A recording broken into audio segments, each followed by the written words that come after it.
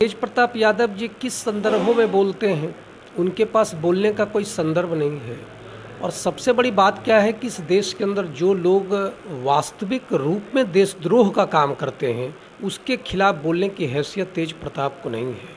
इसी पटना के अंदर जो फुलवाड़ी शरीफ है, उसमें भारत को इस्लामिक देश बनाने के प्रयास में 5-10 वर्षों से लोग यहाँ काम कर रहे थे और उनके खिलाफ उन्होंने कभी नहीं कहा कि पीएफआई पर प्रतिबंध होना चाहिए। ये सनातन संस्कृति के खिलाफ बोलने वाले लोग हैं। मुस्लिम तुष्टीकरण की राजनीति के लिए कुछ भी किसी भी व्यक्ति संतों पर, इस देश की सनातन परंपराओं पर आरोप लगा देना, इनका लगता है कि निजी कार्य इन्होंने अपना निजी कर्तव्य बना लिया है।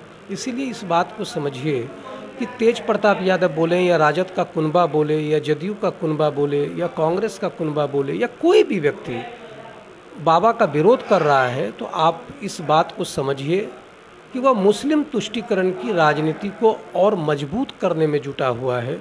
और मुस्लिम तुष्टीकरण की जो राजनीति है, यह देश के अंदर पूरी तरीके से अब समाप्त होने के कगार पर आ पहुंची है। इसीलिए जिस तुष्टीकरण की बात वो करते हैं और तुष्टीकरण के सहारे अपने राजनीतिक दुकान को चलाना चाहते हैं, आने वाले समय में बिहार की जनता उनके दुकान को पूरी तरीके से बंद कर देगी।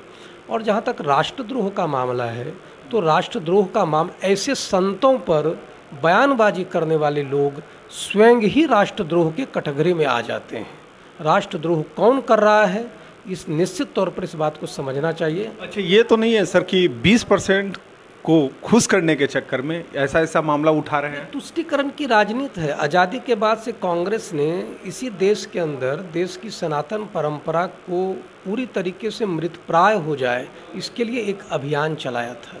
पंडित नेहरू के पास भी बहुत सारे लोग गए थे। जब देश आज़ाद हुआ तो पंडित नेहरू के पास इस देश के प्रबुद्ध हिंदू समाज के लोग गए थे। लेकिन भारत के अंदर हिंदुत्व की राजनीति, भारत गौरवशाली की राजनीति प्रभावी ना हो, मुस्लिम तुष्टीकरण की राजनीति प्रभावी हो, इसके लिए आज़ादी के बाद से ही कांग्रेस ने इस अभियान चलाया था। और जब कांग्रेस धीरे धीरे प्रदेश के अंदर कमज़ोर होती चली गई, तो जो क्षेत्रीय दल थे, उस क्षेत्रीय दल ने इस अभियान को अपने जिम्मे ले लिया। लालू प्रसाद यादव इसी जिम्मे को बिहार के अंदर लाने का काम किए थे कांग्रेस के बाद से। लेकिन जो तुष्टीकरण की राजनीति है, वो तुष्टीकरण की राजनीति को इस देश की जनता ने धीरे धीरे इसके अर्थ को समझ लिया है कि तुष्टीकरण की राजनीति का भयावह परिणाम इस देश के अंदर कैसा होने वाला है। अच्छा सर, अभी 5 मई को एक मूवी रिलीज हुई है, द केरला स्टोरी, तो उस पर बहुत ज़्यादा व्यंग चल रहा है। यहाँ तक कि ममता बनर्जी जी उनको बैन भी कर दिए हैं, जबकि यूपी गवर्नमेंट वहाँ पे टैक्स फ्री कर दिए हैं। और गिरिराज सिंह का बयान आया है कि जैसे वहाँ यूपी में टैक्स फ्री हुआ है, वैसे बिहार में भी होना चाहिए। देखिए, ममता बनर्जी को मुसलमानों का वोट चाहिए।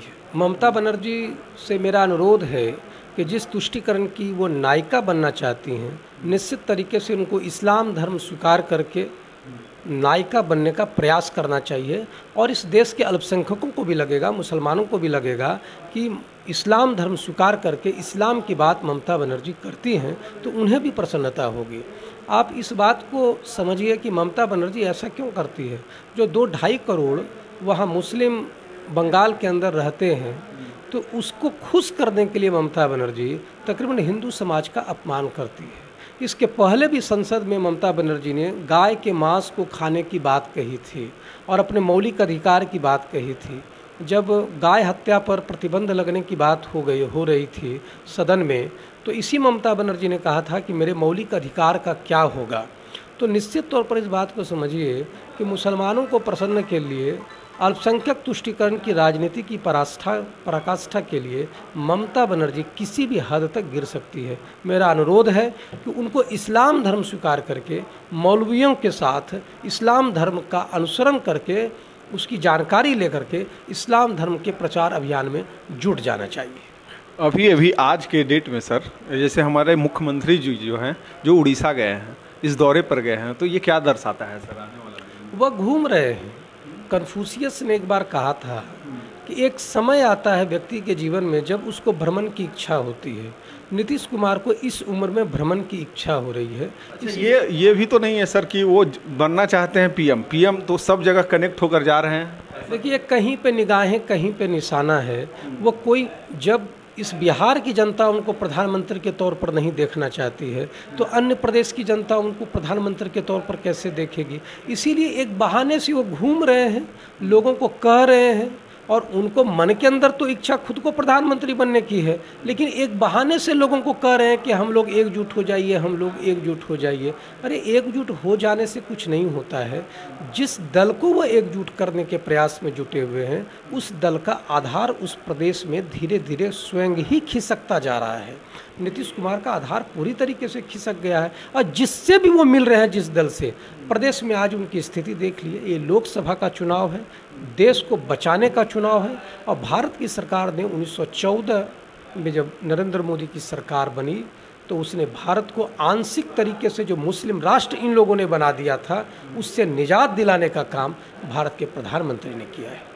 अच्छा सर, ये जानना है कि पहले आया था द कश्मीरी फाइल्स, उसमें जो वहाँ के पंडितें थे कश्मीर के, कहीं ना उन पे हिंसा हुआ। द केरला स्टोरी आया, उसमें लड़कियों को धर्म परिवर्तन करके IAS बनाया जाता था सर, तो उसमें क्या कहिए? ये सच्चाई है। आज तक इस सच्चाई को उभार करके सामने नहीं लाया गया। यदि किसी ने इस सच्चाई को सामने लाया है, तो निश्चित तौर पर वो बहुत धन्यवाद के पात्र हैं, और समाज का एक एक व्यक्ति इसी सच्चाई को उजागर होने के बाद जागृत होता है। जो कश्मीर फाइल हो या जो केरला स्टोरी है, केरला स्टोरी ने पूरी तरीके से सच्चाई को उभार दिया है, और इस देश के लोगों को सोचने के लिए बाध्य कर दिया है कि यदि इस देश का समाज जागृत नहीं हुआ, तो ये सारे लोग, जितने भी लोग हैं भारत के अंदर, एक धर्म को स्थापित करने के प्रयास में जुटे हुए हैं, एक संप्रदाय को स्थापित करने के प्रयास में जुटे हुए हैं। इसलिए केरला स्टोरी ने जिस प्रकार से देश के अंदर सफलता हासिल की है बॉक्स ऑफिस पर, आप देखिए, निश्चित तौर पर लोग उसको बढ़ चढ़ करके देख रहे हैं, और उसकी सच्चाई को देख करके अचरज की स्थिति में है कि इस सरकार में, कांग्रेस की सरकार में या केरला की सरकार में, वहाँ आज तक क्या चल रहा था। ISI की पैठ केरल के अंदर हो गई थी, और हिंदू समाज के लोगों को, हिंदू समाज की लड़कियों को धर्मांतरण करके आतंकवादी संगठनों के साथ जोड़ा जा रहा था। इस सच्चाई को आंखों के सामने, देश की आंखों के सामने लाने का प्रयास किया गया है। लोग बखूबी उसे बहुत प्रोत्साहित कर रहे हैं, उत्साहित कर रहे हैं, और अच्छे तरीके से देख रहे हैं, और आने वाली पीढ़ियों को भी बता रहे हैं कि आने वाले समय में यदि हम जागृत अवस्था में नहीं आए, तो परिणाम कुछ भयावह होने वाला है। हिंद, सूर्योदय रिपोर्टर में आपका स्वागत है। आज हम आए हुए हैं BJP कार्यालय, और आशुतोष झा जी हैं। तो पहले सर बहुत बहुत स्वागत है आपका। चलिए, आपका बहुत बहुत धन्यवाद। सर, ये जानना है कि बागेश्वर वाले बाबा को अभी तेज प्रताप जी बोले हैं कि देशद्रोह फैलाते हैं, तो इसमें आपका क्या राय है? अब बहुत बहुत शुक्रिया सर बात करने के लिए, और थैंक यू सर। चलिए, आपको बहुत बहुत धन्यवाद।